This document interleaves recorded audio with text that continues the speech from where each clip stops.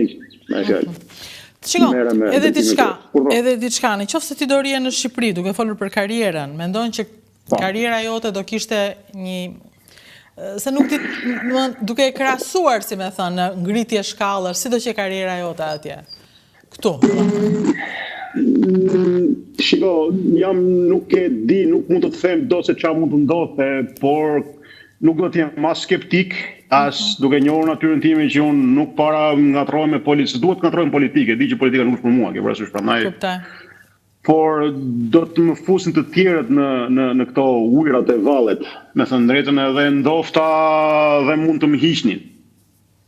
E ke parasysh, mund të vinte dikush tjetër që thotë, shiko se unë jam i PD-s ose i PS-s apo whatever, ç'a ishte atje, ç'a atje dhe thoshte ti kjo njohuri që ke ti apo i trajnime, certifikime që ke ti nuk na hyn punë neve.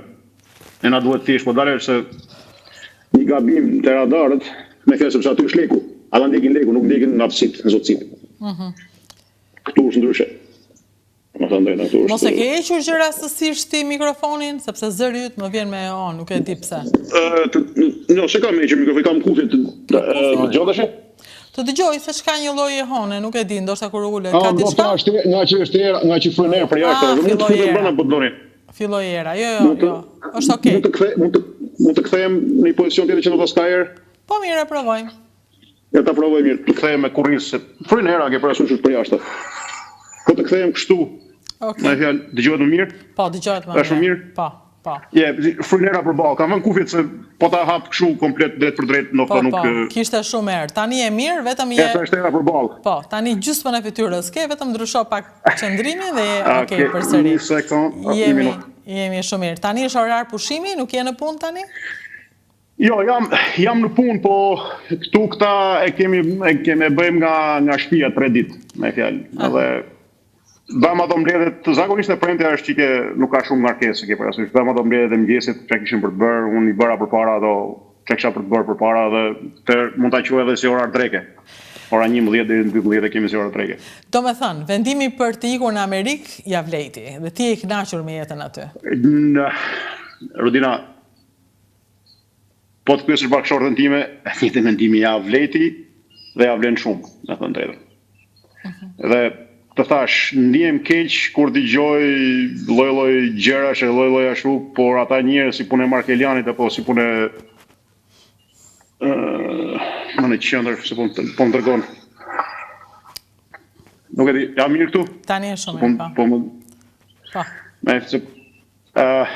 E ke parasysh është ja vlen, më tjerë po do të marr parasysh sakrificën. Me fjalë, nuk do të pretendoj se njerëzit pretendojnë do vem në Amerikë dhe shiko se do bëhet nami, do gjej lek apo do gjej në rrugë, nuk gjenet, do sakrifica.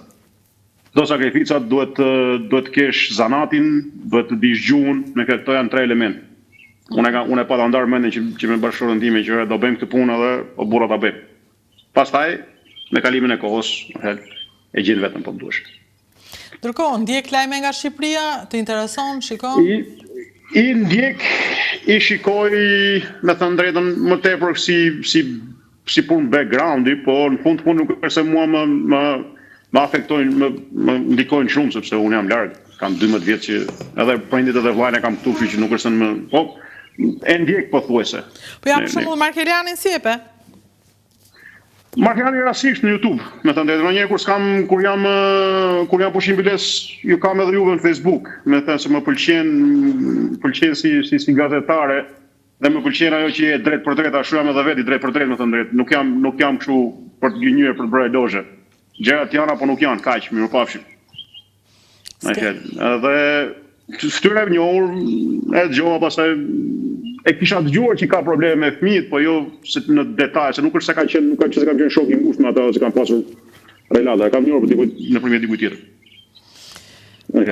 Shumë mirë, bëre shumë mirë që fole. Bëm shumë mirë që folëm, në fakt, mua më pëlqen të shikoj ku jetoni, çfarë bëni, si ikët, pse ikët. Kjo ishte arsyeja që e bëra këtë ftesë për të ditur pse ikët, si jeni dhe pastaj gjithmonë kam dëshirë të pyes a do ktheheni. Kështu këto pyetjet kështu skematike, a do kthehesh? Rudina, unë në kushtet që jam sot, me problemet që janë sot, unë nuk e shikoj veten time për të kthyer, me thënë drejtën. sepse nëse do të kthejmë, do të kërkoj diçka ideale në Shqipëri, që nuk bëhet. Më kupton, jam gati të kthehem, mund të kthehem prapë tek Kanto siç isha. Megjithëse tash i ka 10 vjet, 12 vjet jam larguar, teknologjia ecën përpara, po tash i ka marrë një profil diçka tjetër. Po qoftë edhe po të kthehem te Keshi për të sjell ose Sheja për të sjellë eksperiencë që i kemi këtu neve. Kam frikë që a do më lejojnë mua ata të sjell të eksperiencë. Më kupton? Aty është problemi, ata ka frikën.